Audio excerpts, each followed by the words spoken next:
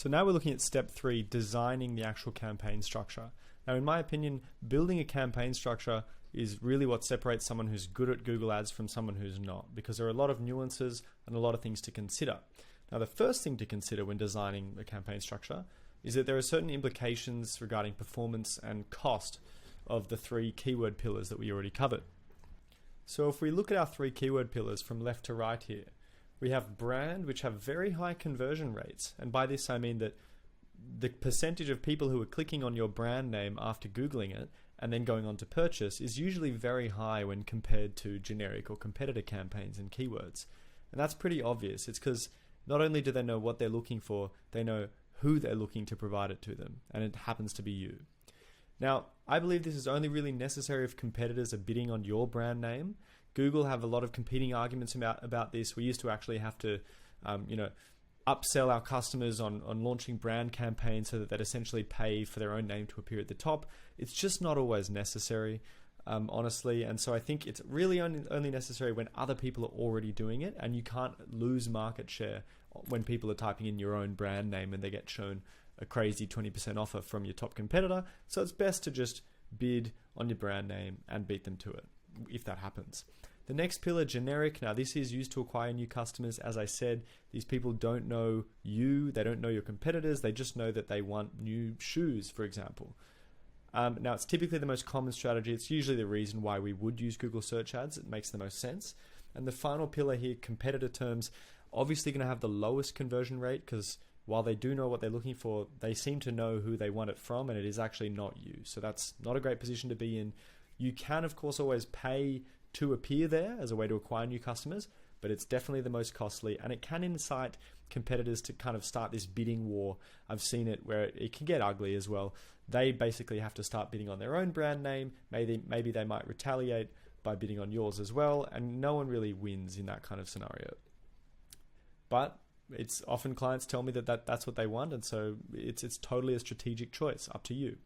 Now, it's important to consider that your quality score, you remember we already covered quality score in an earlier lesson, your quality score decreases as you go from left to right here along the screen.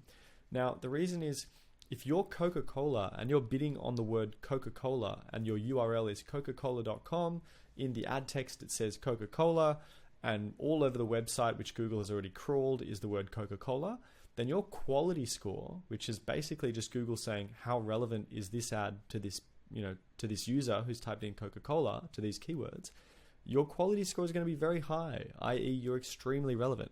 Now, if you're Coca-Cola bidding on Pepsi, and so the user has typed in Pepsi, they're looking for Pepsi, and you're pushing to have a Coca-Cola ad shown to them, the word Pepsi is nowhere to be found on your ad or on your landing page, then your quality score is going to be very low, right?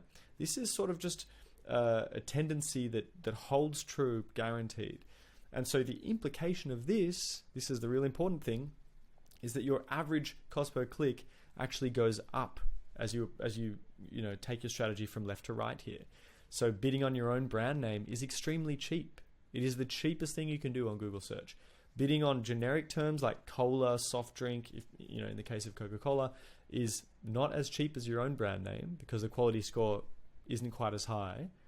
But competitor terms, bidding on competitor terms is very costly. And so there are implications that you have to consider for which of these 3 pillars you want to kind of pursue. So bringing it back to our list here, the next thing to consider is actually the relevancy of our ads, not only for quality score, although that is really important. Right now, let's just think totally practically speaking. So remember that the ad groups connect your keywords with your ads. Now, if you jumble all your keywords up into one ad group, and you have all the different, in the case of the karate example, you have those adults, seniors, and kids keywords, and you're only showing those users one ad, then it's not a very relevant experience for them. What we should be doing is showing them one ad for kids, one ad for adult searchers, and one ad for people typing in karate for seniors. So they're 3 different ads, and maybe from there we even have, if we're really going hard, where we might even have 3 different landing pages, one for each of those groups, in order to really maximize conversions. And this is what the top advertisers out there are doing actually. They're making hyper relevant ads based on proper ad group segmentation. The next thing to consider are budget requirements, right? you can only set the budget at the campaign level, not at the ad group level. So in our previous example, it would have been one budget for karate, which would have been distributed by Google wherever the clicks could be distributed according to demand across seniors, kids, and adults, right? So there's budget implications, because imagine if now we offer Taekwondo as well as karate. We want to assign a separate budget to Taekwondo. Maybe we're not just going to put them in the same campaign. We might add a new campaign in. And the final thing to consider are location targeting requirements. So imagine if we opened up a new karate studio in a different suburb.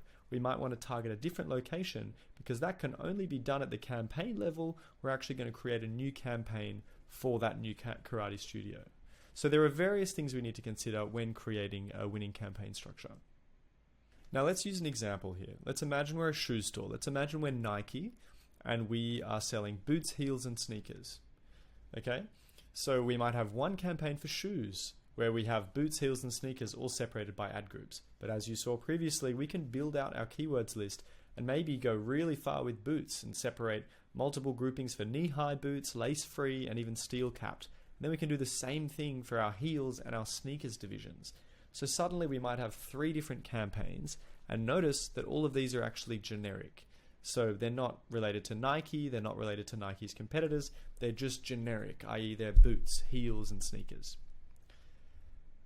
Now, maybe we actually want to add in a branded campaign, which Nike is probably doing actually, which means we'd add a whole new campaign in there with Nike-specific keywords. And then finally, we could take it a step further and add in a whole competitors campaign where we have Puma, Adidas, Reebok, which is like a whole new pillar right now. So we have 3 different pillars. And this is kind of just showing you that it's not 3 pillars and 3 campaigns. You could have 200 campaigns, but they will all in some way or another fall into one of those 3 pillars.